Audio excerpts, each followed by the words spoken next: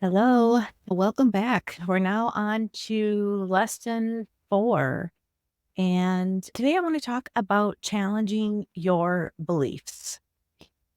Sometimes we go through life not even knowing the different beliefs that we have or that we've carried for most of our life. So, in the first lesson, I shared about being aware of your thoughts. But where do you think your thoughts come from? Those thoughts, they come from your belief. So, what you have learned and what you think you know to be true, then generate those thoughts, then generate experiences in your life. So, really, everything comes back to what you believe to be true.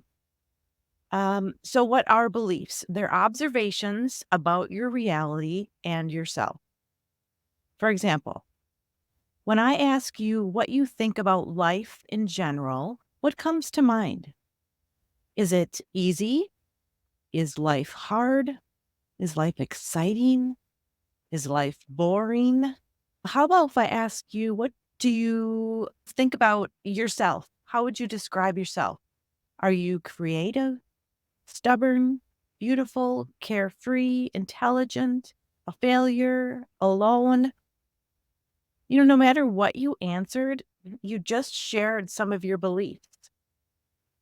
And these beliefs, they create your reality. And if any of your beliefs don't align with the abundant lifestyle you're trying to create, you're limiting yourself. The beliefs you have are learned from past experiences and from what you have been taught. You were born into this world with a clear and open mind. Then the beliefs of our parents and caretakers, as well as the culture and era you were born into, they play a huge part in what you believe. Think about the beliefs you've learned that you accept as truth. For example, as I was growing up, kind of a funny story, my dad was the moneymaker.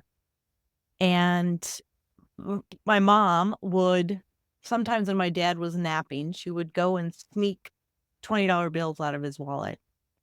So that was something that I learned as a child, that the man is in charge and he makes the money. And if you want some, you kinda gotta sneak it, which is, now is silly, but it's a belief that I had, and I carried it with me for quite some time. Wasn't until I figured out that, no, I can make my own money, marriage is a partnership, a lot of things that I had to unlearn. Another example, simple example, might be when I was growing up, I have 3 older sisters and 2 older brothers, and my 3 sisters and my brother all got married, like, within 2 to 3 years of each other, and I just thought, that's what you're supposed to do, right? You go to high school, they all tried some college years, but then they all got married and started having children. So that was the path that I was praying to God, "Oh, please let me find someone to marry." I was only like um 15 years old at the time, but that's what I was praying for because that was a belief that was ingrained in me, that that was the path I had to take. An example might be also, like, you believe that you have to be skinny to be worthy. You have to be skinny to be loved. You have to be skinny to be respected and acknowledged. And anytime you don't feel skinny, you feel less than. That's a belief. How about perfectionist? If you're a perfectionist, you think everything has to be right. You have to know everything. You have to know everything in order to do anything. And that's a belief. Always having to learn more, always having to do more before you can release anything or before you can do anything. But your beliefs, as you can see from those examples, your beliefs are creating limits on your abundance.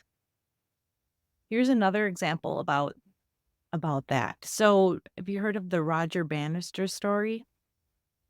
There was a time, and I don't remember the year right now, when nobody had run a mile under 4 minutes, and nobody believed that they could. So nobody did. But then one day, Roger Bannister ran the mile under 4 minutes. And within a week or a short amount of time, hundreds more people ran the mile under 4 minutes. But it wasn't until somebody else did it that they realized, oh, I can do that too. So they did it. There's another story around fleas. So scientists put, fleas jump really high and they can move really quickly. He took a bunch of fleas and put them in a jar and put a lid on the jar. So the fleas, every time they would jump high, they would hit the lid and it would hurt. So, and so they stopped jumping. Then when the scientists took the lid off of the jar, the fleas still believed that they couldn't jump. So they didn't. Interesting stories around things that we do in our own life that we probably don't even realize.